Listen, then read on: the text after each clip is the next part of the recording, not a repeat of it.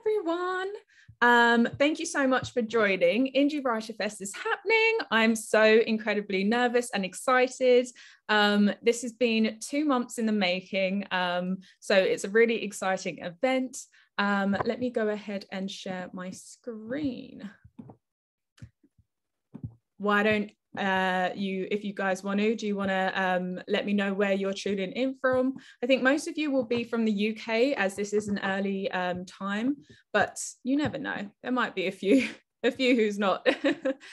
Let's go ahead and share.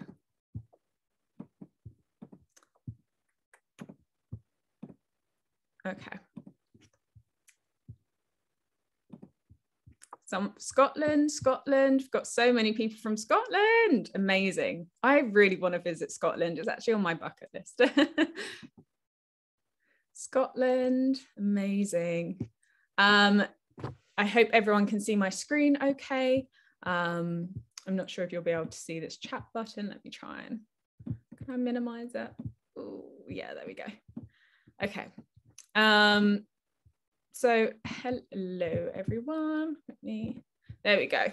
Okay, so I'm going to start by just talking about what is Indie WriterFest, because this is the first ever Indie WriterFest, which is so exciting. So Indie WriterFest is a 2-day virtual festival where writers can learn from and ask questions to their favorite self-published and indie authors.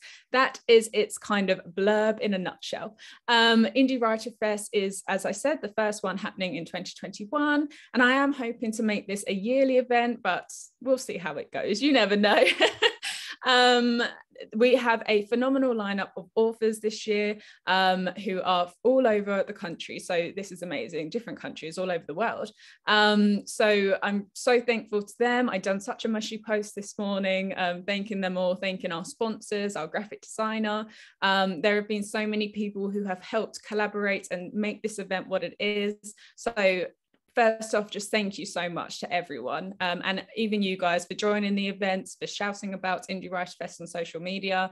I've never done anything like this before, so it means so much to me, and I'm excited for us to grow in the future.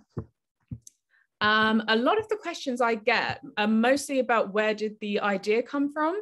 So I am a self-published author myself. I've self-published 2 young adult fantasy books. And I know how difficult it is for self-published and independently published authors to compete against the traditionally published authors who have that extra support. They have that background with you know, millions of followers from their publishers, and the money that's simply they don't have to pay out for, whereas self-published and independently published authors do. They have to pay for their website management, they have to pay for the paid ads that they use, they have to pay for any giveaway or promotion. That's all coming from their own pocket. So the drive of this event was to support the self-published and independently published community, but community is such a big thing for me, especially the writing community, and I wanted to provide a learning platform for aspiring authors and writers to be able to learn from their favorite authors and just know that they're not alone in this process, because I think writing can be incredibly lonely. You're sitting at home all day, most of the day, or in coffee shops, and you're glued to your computer trying to make up this world and this amazing story, and I think if you're not talking to people, if you don't have that community, then you're really going to struggle, especially with burnout. Burnout is such a big thing, and sometimes you just need to be able to say, I can't write today, and that's okay. But you have the support system who will back you. They will ensure that you'll be able to write tomorrow, for example. So that was my drive behind it. So I'm going to answer some questions. As said, if you, let me stop sharing my screen. If you have any questions to ask, please do use the Q&A feature and send in a question. I did actually take some on my social media, so I will be asking some of these. And then at around 10:20, 10:30, Noelle and Kate will be on to talk about what they're doing, and we'll also be playing some fun games and answering some questions there as well. Let me just get up the questions. Kate said she's going to join in a second. So one of the questions that we had on social media is also, if you had to write an author bucket list, what are the top 5 things you put in your list? This was actually such a hard question, and I don't know if I'm going to be able to think of 5 things, but one of the biggest things for me is to see my books in an actual bookshop and, you know, bookshop. For me, my books are all online. They're all online based. And for me, I would love to just walk into a bookshop, a store, and just see my book there with one of those huge stands that say like new release. That would be amazing. That's on my bucket list. There was actually to be featured in a book box on my bucket list, which I did tick off this year twice. So I'm so excited for that. That's really exciting. And then I think one of the big ones for me would be to have a limited edition version of my book. That would be so amazing if that happened. I love hardbacks, so that would be a really great thing to be able to uncover the dust jacket and see a limited edition, I want to say gold kind of book cover underneath. I think that would be amazing. So yeah, they're definitely in my bucket list. And to host something like this is one of them. So I guess I can tick that one off. This is such an amazing event, and I'm so proud of myself, and I'm so proud of everyone who has collaborated with me and worked with me on this. So yeah, this is, I don't want to be cheesy, but this is a dream come true. So let's go into some of the other questions. What would you tell an indie author what would you tell an author who's interested in going indie but still on the fence? So I think when you want to self-publish your book or go independently publishing with your book, you really do need to think about what it costs, and you need to think about if you are best suited to do that. For example, have you done all of your research? Do you know how to use Ingram Spark, Amazon KDP? Have you thought about how you're going to format your book? Because essentially a lot of the time you're doing it yourself. That is mostly for self-publishing, but if you are independently publishing, the publisher will do a lot of that for you, but that's not to say that they will be paying for the marketing for your book. A lot of independent publishers just don't have that resource. So I think you really need to consider if you're equipped to do this, and if this is the route that you want to go. When you independently publish and self-publish, a lot of the time you keep the rights to your book, which I think is a main drive for everyone. And you're able to say, you know, what you want your book cover to look like. You're able to say where you see your book future, whether you want it to be a trilogy, whether you want it to be a singular book, that's your choice. So I think there's definitely some questions to think about. And I believe everyone can self-publish and independently publish. It's definitely doable, just as long as you're willing to go out and find your community and find the right resources to help you. I think it would be great. So that's some of my advice. Let's have another look. If you could write a book with one author, who would you want that to be? Noelle. Noelle is probably listening in on this, but I love Noelle. We met, I don't know when we met. We met on Instagram this year, last year. I feel like I've known you forever. And Noelle is just the absolute best. We talk all the time. We are I'm so comfortable around her. I'm so comfortable to be myself. And I just think writing a book would be so good together, because Noelle's so good at writing characters. Her character arcs, her character development, if you haven't read her book, is absolutely amazing. Whereas I feel my strengths lie more on the world building side, and that kind of aspect around it. So I think together we would make such a good co-author team. So I'm going to add that to my bucket list, actually. Noelle, just know that in a few years' time, we're going to be doing this. So, oh, bless, she's saying amazing advice. I love you too. Noelle's the best, guys. Definitely follow her on social media. Someone said, what motivated you to start writing? So I've been writing my whole life. My entire family are writers. And so I've kind of grown up with, you know, seeing my brothers, my sisters all spend their days writing stories on pieces of paper and on their laptops and things. So naturally, I think I just was so interested in what they were doing. So it's always been around me, but I think what really inspired me to write was just my absolute love of books when I was a child. I absolutely love reading. I grew up in foster care, so it was my way of escaping.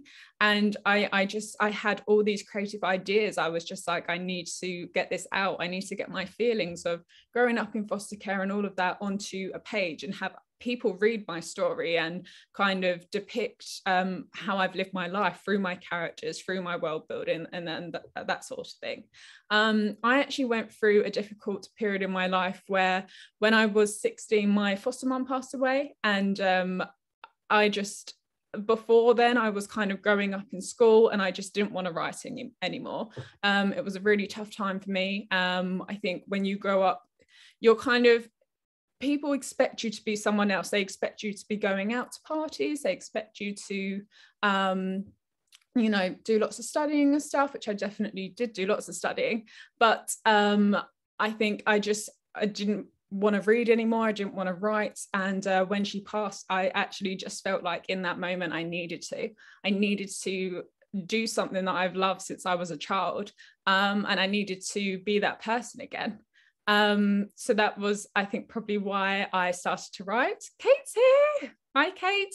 I'm just doing my little segment bits, but we will start talking to Kate and Noelle in the next 5-10 minutes. Let's ask another question. What part of writing is your favorite? So for me, as I said, the world building side is definitely my favorite. That's a really great section that I think is just so good for me. I think that's where my attributes lie, where I'm best in writing. And I just love creating these worlds. I think they're so great. I have a few more questions, but I'm actually going to open them up to the room. So shall we get Noelle and Kate to join? Hi, Kate. Hi, sorry I popped in there and you were mid-sentence. I was like, my Zoom wouldn't load. I was like, please God, let me get in. No worries. How are you? I'm good. How are you? Good, thank you. Hi, Noelle. How are you? You're on mute. There we go. I am good. I've literally got tears in my eyes listening to you there. So I was getting like choked up. I was like, oh my God, please don't like cry. Yeah. So do you want to, let's go around and introduce ourselves. I just realized that I didn't actually say who I was. So I'll start, and then shall we go to Noelle and Kate afterwards? So my name is Melissa Hawkes, and I'm a young adult fantasy author of 2 books, which I wrote and published in 2021. The first book is Cloaked Shadows, and the second book is Unveiled Reflections. That revolves around a story where a young woman discovers that she has magic, and in this world, if you have magic, you are essentially forced by law to leave your family, leave everything you know behind, and go and stay in the Cloak, who is the magical people, their palace. And my main character is like me. She's stubborn and she doesn't want to do that. So she runs away and she gets into lots of trouble. And that's essentially what my story is about in a nutshell. Noelle, do you want to introduce yourself? So hi, I am Noelle Rain, and you probably can hear from my accent that I am a Scottish author, predominantly fantasy. I've never dipped my toe into anything else really, so it is new adult fantasy, fantasy romantasy, shall we say. And I am currently working on book 2 of a series. It's called the Empress series. So the first book that I wrote in that series is an Empress of Air and Chaos, if we can see it up behind me. So yeah, I'm currently working through that. I think there could possibly be 4 books. We'll see. Ooh. Amazing. Kate, do you want to go ahead and introduce yourself? Yeah, so my name is Kate Callahan, and I am a young adult dark fantasy author. I'm finishing off my series A Hellish Fairy Tale, which is about the daughter of Lucifer and her journey to accepting the throne of hell, and she also lives in a forest, and there's a big battle going on at the moment. It's very exciting. I'm currently in book 3, so like I'm trying not to like reveal everything about book 3 because that's coming out in February. But yeah, it's all about the daughter of Lucifer and like coming of age and everything. Yeah. But after this series, I'm like kind of drifting into like adult dark fantasy romance because that seems to be what everyone wants my books to turn into. So that's Noelle's genre. You guys could team up. Absolutely.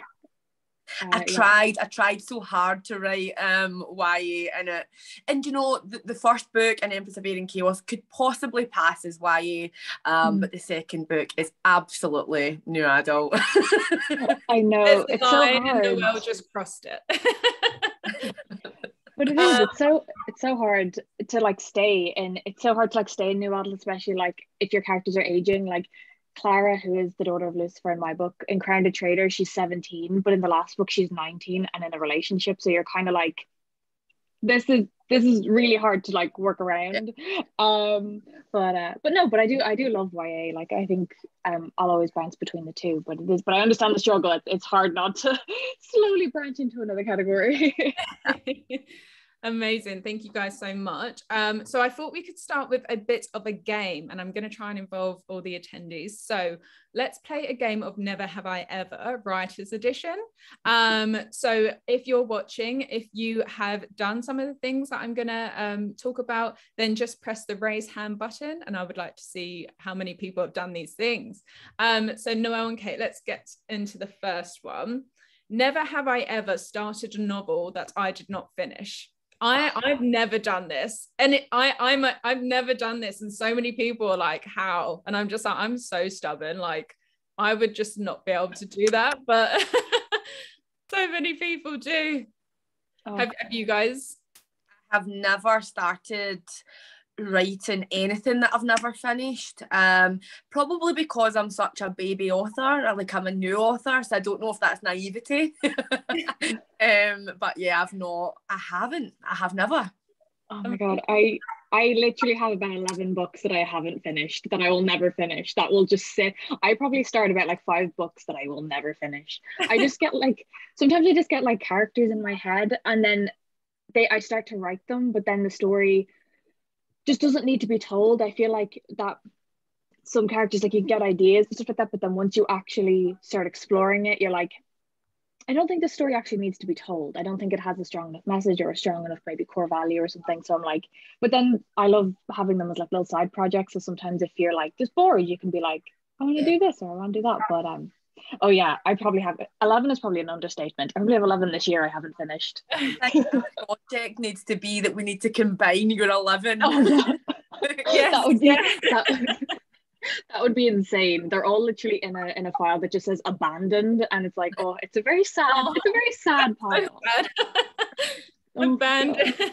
It's almost like a bit of a weird like TBR, isn't it? Like I'll get round to that. Oh yeah, the amount of times I'm like, I have like a whiteboard that I'm literally like, I will get round to these. I will make time. I will organize, and I will get. No, it's never gonna happen. Some of them are nearly as old as I am. The next one is, never have I ever changed a protagonist name halfway through a draft. I actually, when I do my first drafts, I try not to put names in that I'm going to use. I do like false names. So like at the minute, in my work in progress, my character's called Rue, and I don't think her name will be that by the end of the story. But then at the same time, I've gone through this whole journey with her. I'm like, I can see her as a Rue now. What about you guys? Have you ever done that? I don't think I have, but I'm going through book 2 right now, and if you've read my book, so basically you're going to understand that there's an empress of each element, and I haven't named them yet. So I feel like I'm writing about them, but I've named one of them because she's predominantly in book 2, but I haven't named the other empresses yet. So I suppose that counts. Yeah, it definitely does count. Kate, what about you? I think no, I don't think I actually have. I've changed male characters' names because I tend to change male characters' names quite a lot, but I think the female characters tend to be quite strong in my head. That I tend to decide on them and then stick with them. I think it's like you said, is that like because when you start a first draft, you like go on a journey with them. So Yeah. even if I find that like I'm not that mad on the name halfway through the book, I'm like, but it's her name. It's her name. You know, it's her name. Yeah. It's hard to separate then. But yeah, guys' names I change all the time. I don't know why. I really don't know why. Disposable, just like, nah, we can move on. I'm like, sometimes I'm like, is this a sexy name? Would this be a name that I'd be like, oh yeah. Is this a sexy name? I'm gonna have to start thinking that now. Is this a sexy name? It's because people get so passionate about like book boyfriends and stuff like that. I know I did. So like you want to give them a name that you can like obsess over as well. Yeah. Like you know. Who is this is another question. Who is your go-to book boyfriend? Mine was the Darkling, but then I think it's Castell from Blood and Ash. I think it's I love Castell, yeah. Yeah. I remember we read that for our Patreon group read, and I wasn't sure of it at first, and then by the end I was like, oh my god, guys, I'm in love. Just wait till you get to book 2. I know. I'm so excited for that. Kate, what about you? Do you have who's your go-to? I haven't read in ages, but I think the last one I read was when the series for Shadow and Bone came out, The Darkling, absolutely, because that was my last one anyway. But yeah, I mean, I also read like a lot of dark romances, but can I remember any of their names right now? No, but oh my god. I have so many, guys. I feel like such a book hole of so many. I forget. I'm terrible. Like I forget things so quickly, and then I'm like, oh, but this one, and then I'm like, then 2 weeks later, I'm like, who were they all again? I know. This is terrible. Yeah. Possible because they don't have sexy names. Exactly. More of the story, choose a sexy name. Oh yeah, exactly. Cassian from the ACOTAR series is like ultimate. Love Cassian, love Castiel, and probably I quite like Rage from Black Dagger Brotherhood. If anyone's read that, that's an adult series, quite heavy, but yeah, he's good. I like him. I really, really want to read the ACOTAR series. That's on my next TBR, I think. You need to. I know how obsessed you are with it, Noelle. I need to read it just so we can like confer. I only read the first 2 books of the series, and I'm like, I must get back to it, but it's hilarious. So many things I have to get back to because it's so wide, but there's so many of them now, and they're so giant, and I'm like, oh god, it's an investment. Yeah. Yes. How many are there? I think there's like, is there 7? There's 4 and then a spin-off, which is Cassian and Nesta. Sorry for spoilers, but yeah. I think I know the series off by heart just for the amount of stuff I've seen on like Bookstagram and TikTok. Like the amount of spoilers that like I'm like, I feel like if I read it, I would already know what's happening. I'm like, oh yeah, I know that character. Just although Rysand though, oh my god, when I read the first 2 books, it's like, yes. I'm done. I see people talk about him all the time, and I'm just like, I need to know who this guy is and what his backstory is. And I was very much like that. This is so off topic, but with the Vampire Diaries, I recently finished it, and when I first read it, I was adamant that I wasn't Team Damon. I was like, I'm all the way. And Noelle was like, just wait. I was like, no, girl, I'm Team Stefan the whole way. And then I think it got to literally like, I think I was on season 3, and then I was like, okay, I have to admit I'm Team Damon now. And then by the end, I was like hardcore Team Damon. So I understand. The next one is, never have I ever fallen asleep while writing. I used to do this when I was a child all the time. And then I would wake up and I'd like, my hand or like my head would be on the keys, and I'd wake up and there would just be like pages and pages of like J's and H's and stuff. It absolutely did not make sense. Yeah, I used to do that all the time. What about you guys? Have you ever done that? I have, yeah. Sorry, Kate, you go. Sorry. I have because like sometimes I'll like write on my like bed, and then if I'm like writing in the middle of the night, like if I can't sleep and I'm writing in the middle of the night, like I'll wake up and I'll like have like my iPad like just snuggling it in the corner. But yeah, I definitely have, but not in like a long time. I used to like write a lot at night when I was, again, like younger. you know, terrible sleep pattern. Whereas like now I try to be controlled and put the keyboard down. Yeah. Step away. It's something I've never done, and I think the reason for it is like when I start to feel myself getting to that point, I know that my writing's not worth a button, so I'm like, I need to put everything down and even just take a break. Or I get to the point in my writing where like I'm finished a scene and I'm like, I'm not going to continue because I'm tired, but I'll go to bed and I'll be like still thinking about it, and I'm like, shut off, please just shut off. But I don't, it never shuts off. Do you find yourself like you're sitting in bed and your phone's on like the side and you're saying to yourself like, don't go on it, don't write in my notes, don't write the idea down, and then you just can't sleep, so you have to write the idea down and get it out? I think the best thing for you to do is write it in your notes, purge it, put it into your notes, and then go to bed, because see, if you don't, you'll either one, forget it, or two, not be able to sleep because you're thinking about it constantly. So just write it down. Oh, there's nothing worse than getting like the best idea. Like last week I had like the best idea for like because there's going to be a spin-off series to my series, and I had like the best idea to like loop it all together. Then I fell asleep and I woke up and I was like, oh, I know I had an idea. What was the idea? Oh, it's the worst feeling. Oh, well, we should just get mental indexes for when we get ideas. Yeah. One of these never have I ever's is a real like, I've done that tear face one. So we'll get onto that in a second. The next one is never have I ever yelled at myself in all caps in the middle of a novel.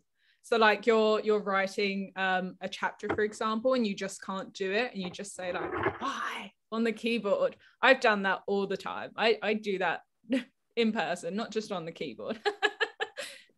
I have probably done it in a less polite fashion. Like it's probably been worse and stronger words than that. But yeah, I've probably done that. I'll say yeah. I'll give that one a I have. Yeah. Yeah. Oh yeah. Yeah, definitely. I definitely will like get up and pace as well as my like favorite thing to do, and be like, why am I doing this? Why did I pick this? And then I'll be like, okay, I'm done now. I gotta sit back down again. Oh yeah, no, 100%. We've had some raised hands, so a few people have done that one as well. It's so funny how much things have in common. Yeah, it is crazy. Never have I ever written between 1 a.m. and 6 a.m. I done that when I was a child, but not anymore. I can't do that now. Yeah, I have. If I start to feel that flow, so say for instance it's a Saturday night and I have created the ambience, I've got the candles on and I'm just like in the moment, I will like keep going because it's Saturday and like I'm not working in the morning, but I'll try not to do that during the week. Kate, I think the same. It's like if the like flow is there and like I really can't like get the characters to like be quiet, or like sometimes if I start writing late at night and then I'm right in the middle of the flow, then I'll keep going. I mean, it's definitely not something I would recommend, but sometimes when you're just like in the flow of it, like it's so hard to stop and you just don't want to stop, you know. So when the birds start chirping, you're like, oh, I fucked up. Yeah. Next one is never have I ever forgotten to save my work. Oh, I have, and it is the worst. It's the absolute worst. I did this during an edit and it was literally coming towards the final part of An Empress of Air and Chaos, and I had two documents basically the exact same. I don't know if you remember this, Melissa, and I was editing one and the other one was oh my goodness, and I didn't save it.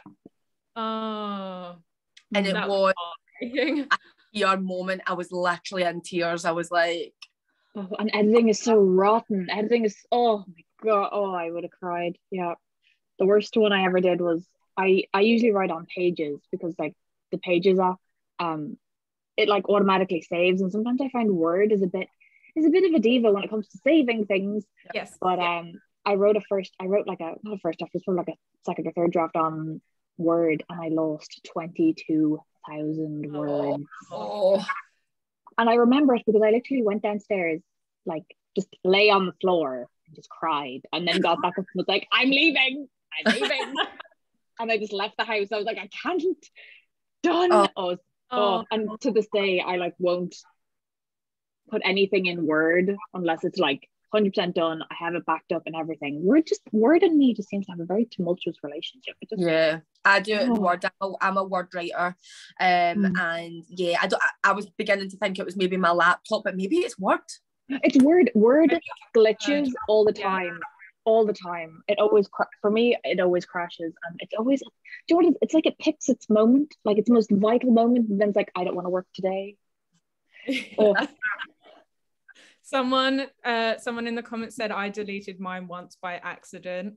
I've done that. I actually so many things have happened with Word that have messed it up, and then I was like, right, I'm gonna go and get a USB stick, because then it's all on there and I can save it on there and it will be fine. So I put it all on the USB stick, and then I moved house and I lost the USB stick, and it makes me so sad because it had all of my like childhood stories on from when I was like 9 up into like 15. And I would love to just go back on there and see, like, one of my first ever stories was about I don't know what they're called, but do you remember Doctor Who? Do you know the rhino things? The rhino like spacemen. It was about them coming and like taking over the earth. That was like, I think I wrote that when I was like 9 or 10 years old, and they used to terrify me. I used to have nightmares about them. So that was like one of my first stories, and I would love to just go back on there and see where I started and see what I was like as a writer back then. So yeah, I've done something similar to that. Oh, awful. Never have I ever laughed like an evil villain while writing a scene. 100%. I do it on a daily basis. We've had some raised hands. Yeah. My favorite part is when I send a scene to like my editor, and I know it's going to like hurt her, and then she like will send back a message just being like, why would you do this to me? And then I'll just be like, break that part of yours. Oh, I get such a sick satisfaction from it. Or like, it's like when you know somebody, or like if somebody is reading your book and they message you, be like, oh, I'm at this part, and you're like, you're about to cry. So satisfying. Yeah, I've definitely done that a lot. And the same thing, like when I done like beta readers for Umbrella Actions and Cloak Shadows, a lot of their comments would be like, why, or how could you do this to me? And I would just love like absolutely reading them. Yeah, that was amazing. We've got 2 more. Never have I ever written a story completely by hand. Or wrote a story completely by hand. Not since school. I'd probably say I would probably say school was the last time I'd probably written like a creative story or something like that, but not anything to the level of what I'm writing now. Does a journal count? Yeah. Oh well, then I've got about 12 journals down there about my full life, and how much I was like a teenager and a rebel and just going through. So yeah, well, that counts then. So yeah. My first ever, well, not my first ever book, but like my first ever proper serious book that I wrote when I was like 13. That was all by hand, because that's how my brothers and sisters would write. So I just thought that was like the thing to do. And I don't do that anymore now, but sometimes when I find like I'm really stuck on a scene or I'm burned out, if I switch from writing on my laptop to writing on paper, I find that it I don't know if it's a psychology thing, but it really helps me get through that scene a lot better. Kate, what about you? I think you said you write a lot by hand. By hand, yeah. Like the first draft of Crown Trader was like written completely by hand, because I felt like a computer was like too serious. I was like almost too, because I was the worst, because like before I wrote Crown Trader, I was the worst for editing while I wrote, and then I found it would take forever to like get through anything, and then I found that if I write by hand, I can't edit it because it's obviously on paper. So I wrote the first draft that way, and then I do it with short stories as well. I find it like takes the fear out of it. That sounds really strange, because like I feel like when you sit down, I mean, I've written the last 2 on the computer, but like when I was starting it, it just felt really scary to like write it on a computer. So yeah, it just gives, again, it's like you said, like it just gives you a bit more free. Like I don't know, it's like a psychological thing. It just doesn't feel so serious when it's on a page. Yeah, Yeah, I definitely think all writers should like just try it one time and just see. I don't think I'd be able to write a whole book by hand now, but definitely like little scenes and stuff, or like in a journal and things like that. I think it just helps so much. Yeah, what is we've got one more question, one more never have I ever, which is never have I ever, and this one's a dark one. Never have I ever killed a character based on someone I know in real life. I haven't done this, and I done this with my patrons, and I was so surprised because a lot of them had. Oh, Becca just said all the time. All the time. Have you guys ever done that? I unintentionally did it, and it was with someone that I worked with, because like I just was like so annoyed at them. And in book 2, like I'll be able to reveal that in book 2, like when it comes out, because I don't want to spoil anything, but yeah. Book 2. Okay, have you ever done that? I actually haven't. I haven't. I think the character. I don't think I've cared enough about my people I don't like to put them in the book. I don't think I care enough to kill them. Oh no, I've definitely had like some characters like maybe have some similar traits to people that I haven't liked in the past, but like I haven't written in anyone that would be related. That would be kind of similar to real life. No. I did, because otherwise they would just be in my head, and then you know when you have to talk about that character, that person that you don't like, to be in your head. Oh no. Yeah. Sure. Avoid them at all costs. In the comments, Becca said it's the best feeling when it's someone you don't like and you can just kill them off. I mean I haven't done that, but I'm gonna try. I'm gonna find a way to weave it into my work in progress. Could be very therapeutic. It could be. This is the thing. It could be. So let's go into a bit of a Q&A. So for anyone who is watching, on your screen you should see a Q&A button. If you want to ask Noelle, Kate and I any questions, please go ahead, open that Q&A box and ask us a question. I'll start by some that I got on social media over the weekend. So what is your favorite part during the writing process? Who should we start with? Noelle? My favorite part is literally the chemistry between characters and finding that relationship between them, because it doesn't always need to be like a good chemistry. It could be like a really intense chemistry that's kind of like off and it makes you feel uncomfortable. But that's probably my favorite part about writing, is just kind of bringing those relationships and how they react to each other, because I'm really interested in seeing how people do that in real life. So that's my favorite part. Hey, what's your favorite part? Probably seeing how characters like react to situations is my favorite. Like, I mean, I definitely understand what I was saying. Like, I love the like relationships bring people together, like relationships changing throughout, with different characters. But I think I love seeing how like the characters will react to like situations. Like if you put them in like a quite harsh situation or a good situation, like what decision will they make? That's like my favorite, because sometimes like with Crown Trader, like Clara makes some decisions that like I definitely wouldn't have made. So like, you know, sometimes I find it's really interesting to see how characters react to things. Almost like testing their character, like their character. Yeah. It's like testing their traits. Like, is it good, evil? Is it like bad? Are they going to be able to make a good decision, or is it going to be based on like a rational thought? Like I like that as well. That's one of the things I love about writing. It's because you kind of like get to know the character, like. Because when you start, you can have an idea of a character, but then when you actually start putting them into the plot, you like actually get to see them like kind of unravel, and you're like, oh, it's nice. It's like a little spider web. Mine's definitely the world building aspect. I really need to work on being more character driven, which is something that I think I'm really going to try and do for my work in progress.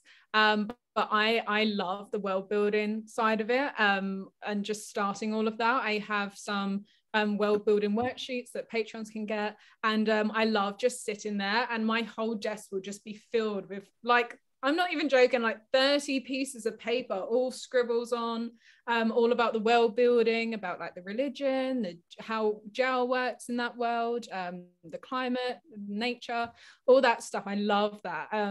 So yeah, I definitely do love the character side. Like you said, it's like a little spider web. I love that. But for me, I find I feel like I can tap into my more creative side when I'm doing my world building. So I think for me, that's definitely my favorite part. We have had a question from Rebecca. It says, what's your favorite trope to write?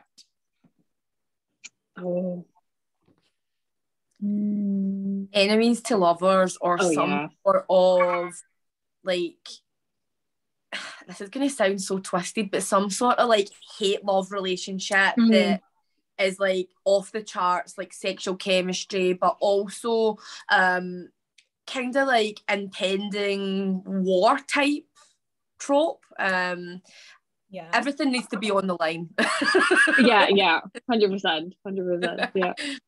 Yeah, I'd agree. Enemies to lovers. When I wrote Cloak Shadows, it wasn't enemies to lovers, it was like friends to lovers. And that was great. But then with my work in progress, I love creating like characters that just absolutely hate each other, and then by the end you can see like their feelings grow, and in the back of your head you're secretly like rooting for them. Definitely, I think that's one. That's like the book that I'm writing now, like Executing the Hunters. It's like my first like adult like dark fantasy romance, and they just hate each other so much because like one's been framed for a crime, the other one like had consequences because of the crime, and they just hate each other so much, and I'm just loving it so much. It's so twisted, but I understand. I love the like impending war. You don't know what's gonna. I love the politics. I love politics as well. Not in real life, my God, but in books. Magical politics. Magical politics. Yes, it makes more sense than real life politics. But yeah, no, I love that. Yeah, or like sibling rivalry is one of my favorite, because I think sibling dynamics are like really interesting to write like in friend. I love it. I'm an only child. So I actually like, I'm probably writing like sibling rivalry like so wrong, but I just like, I've always wanted a brother or sister, and I think like having siblings is so interesting, like how you change, like your world changes when this other person comes into like your life. So yeah, I love that, and we have a bit of sibling rivalry, should we say, and an Empress of Air and Chaos for the heart of the main character. Amazing. We've had another question come through from Stella. It says, did you ever have to take a character out of your book while writing it, or the other way around, create a new one in the middle of the story and just see how it works? I've definitely created a new character in the middle of the story where I felt like that character's been needed to create something that's missing, whether it's drama, whether it's, love, something like that, whether it's humor. I've definitely done that. I don't think I've ever taken a character out. I've just killed them off. But good riddance. With their head, just... What about you? Have you ever? Yeah, I did, and I did it when I was going through the kind of like stripping back an Empress of Air and Chaos just before we get right into the meaty stuff, because there was a character in it, and I had to ask myself, what was his purpose? And there was actually a lot of characters that I could have like made what happened to that character be one of the people that I already had established. So I pulled him out, and I actually, in that person's place, put the character that was already there. So it kind of made sense to do that. It made sense for that other character just to kind of disappear and for it to be someone else. So I think if that's something that you want to do, be smart with it, because every character needs to have a purpose in your book. Otherwise, obviously there's side characters that are there for like either hilarity or compassion or whatever it is you're writing, but this character, there was a purpose, but it didn't need to be a new character, if that makes sense. It could have been one of the characters that I had. So yeah, think about that when you're writing.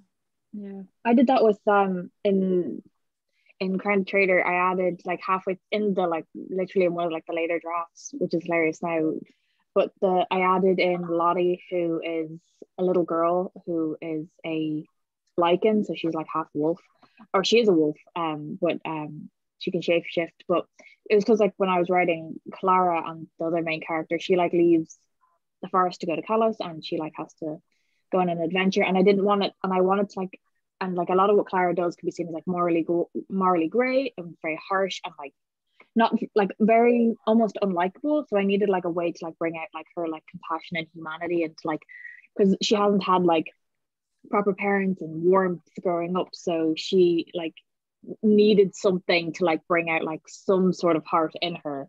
So I wrote in Lottie, who's like the 7-year-old, and but it's really funny because then in the second book Lottie has like a major arc, and in the third book the story centers so much on her, and now I'm like, how did I actually think I could have written a book without her? But yet she's a side character. But but again, it's what you said, it's like, if you're, what's your character's purpose and how can you bring life to that purpose? And Clara needed something to like like to soften her and to like give her a bit of humanity. So like, how can you do that? Put a child in the mix, that way. Like it's like what can help her purpose by giving her purpose. 100%. Yeah. Let's ask a question from social media. Do you have a writing routine? What is it like? So for me, I've actually started something new with my work in progress. I will write the first draft, and then I'll definitely let it set. And then I find that I will actually go through my world building, my character development, and go through that kind of after I've done the first draft, as well as even the story plot.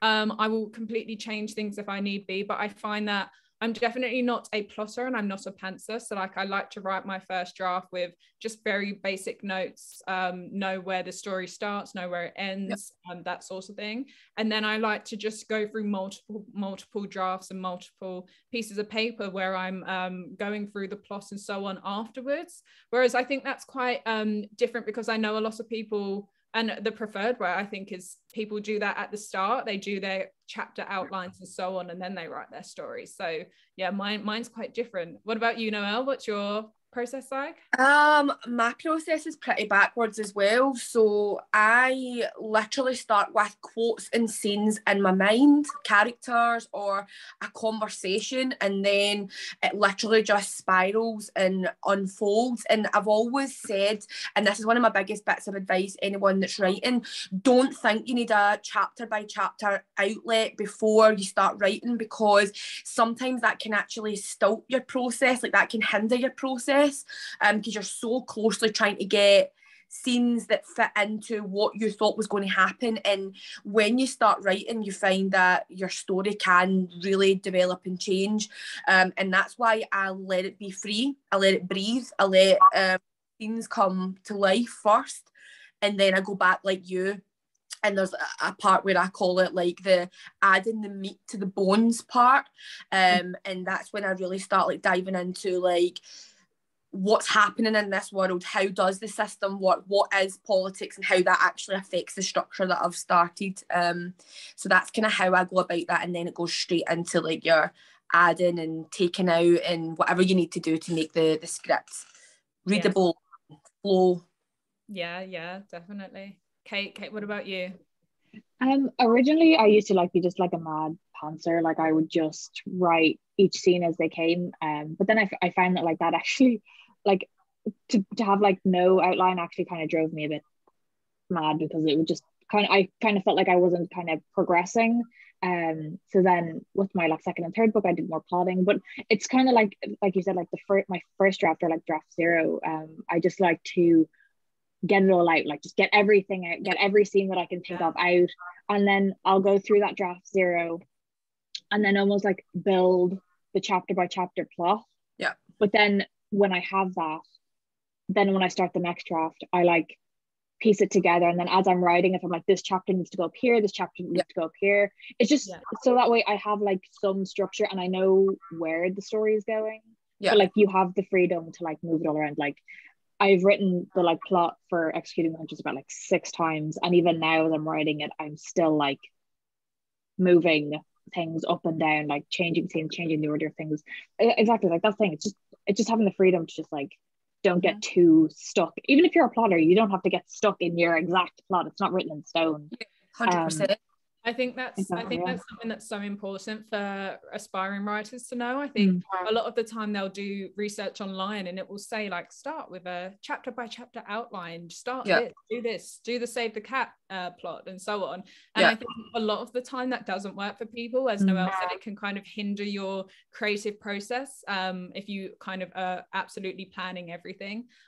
So yeah, I think that's so important, and I'm so shocked and glad to know that you guys aren't hardcore plotters like me. So that's nice, because I think I actually think that's quite rare. I think a lot of people that I know of, that I've heard of, are very hardcore plotters. They like to do it in a set style. So I'm glad I'm not the only semi-pantster here. I've definitely tried, but then I'm like, why are we suddenly in the middle of a casino? Like, why are we here? She was supposed to be fighting goblins over here, and now we're in a casino. How did we get from one? Like, no, I try, but then you're like, la la la la la la la. Yeah, no. But I think that's okay. That is, but absolutely, like it's being too rigid. Like I tried to be really rigid with my last book, and like it just paralyzes you. You're just kind of like, I just can't get it done. And then once you're just like, you can write this whatever the way you want, you're like, yes, nice, mine. I think as long as you know where you want it to begin, where the middle should be and where the end should be, you will get there. And I think it's just like having that sort of like, okay, I know by this point she needs to be here because we need to be moving here, or the plot needs to go here. I think once you know that, that's fine. And I think you probably got more in your head than you think. But again, the first draft, like get your first draft out there on paper, like don't worry about it, and see if you have to rip that to bits. Fantastic, because you've probably got that nugget of amazingness in there that you're going to then carry on into your actual like final draft. Because if you've seen like the first draft of An Empress of Air and Chaos, like the main character that she has the most like chemistry with, she wasn't even supposed to have chemistry with them until I started writing. So it was never supposed to be a love triangle. Like An Empress of Air and Chaos never ever in the plans, the plan was supposed to be a love triangle. And then I started writing scenes together, and I was like, hold on a second, these guys have chemistry, like crazy chemistry. So why am I not like just feeling my own writing? Like trust your own process, trust your own writing. Oh, that's the thing. The amount of people that I've seen, especially like during Nano now, is like, especially like on TikTok, I've seen a lot of people like get quite upset over their first draft. I'm like, your first draft is literally like drywall. Like it's nothing. It's like, if I looked at my first draft now, they are nowhere near what the finished product is. Like, oh my goodness, no. Like it's like the bin bag. It's what you just put everything in and then you chuck out. Like that's the one thing I'd say to like new writers. It's kind of like, and this is going to sound horrible because we're still in the morning, but it's kind of like vomit, because you need to get that, you need to purge it, you need to make sure it's on paper and it's literally like smacked onto like word, and then that's when you need to search through it and see what you can actually take from it, what's tangible, what you need to get rid of, and then you start building your base from there. So a lot of people, I actually saw one of the girls who's on the panel tomorrow talking about her first draft, and she's like finding that she's really struggling to get out her head because she's finding her first draft quite tough. And I was like, everyone finds a first draft differently, but the outcome's probably the same. Like you're still going to rip it to bits, like you're still going to take it all apart and change it. So just enjoy it. Don't panic about your first draft being like terrible. I know. It's meant to, if you can read it legibly, you didn't do it right. You know, if it makes sense, you know, it's not. No. Wrong. I'm gonna it's 1 minute to 11. I'm gonna ask the attendees if there's any last minute questions that they want to add. I'll ask one more question to you guys. So what can we expect from you in the year of 2022? Who wants to start? You can expect an Empress shop opening. Empress goodies, and you can also expect book 2. Exciting. Okay, what about you? So I have When Traitors Rise coming out on the 22nd of February, which is the third book in the Crown of Traitor series. And then I have Executing the Huntress, which will hopefully be out at the end of the summer. And then I have a Christmas book as well, which I'm really excited about. But yeah, so I have lots of stuff coming out in the next year. Too much. Don't do it. Don't be like me. Yeah, no, I'm really excited about the next things. I think it's just because I'm finishing one series and starting these two new projects that I'm just really excited. But yeah, that's what I hope to have out in 2022 anyway. That's so amazing. For me, I don't know if I'm going to have anything out there. I'm hoping that there will be an Indie WriterFest 2022, which is really exciting. It's going to be even bigger, even better. Yes, yeah. I literally came up with so many ideas yesterday of what I could do next year, and I was like, oh my gosh, I think this might be a thing. So I'm hoping for that.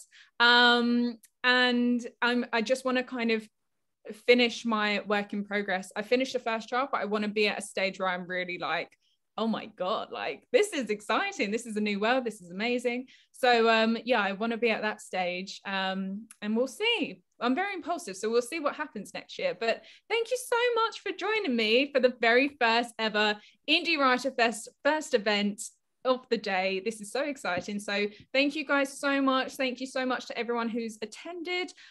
There's so many other events that you can join. Kate and Noelle have other events going on today and tomorrow. So definitely make sure you sign up to those. And yeah, let's sign off. But thank you so much.